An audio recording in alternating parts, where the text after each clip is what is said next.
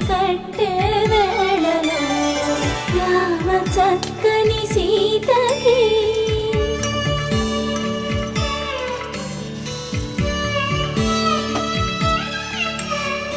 ఎర్ర జాబిలి చేయి రాముడేడని అడుగుతుంటే చూడలే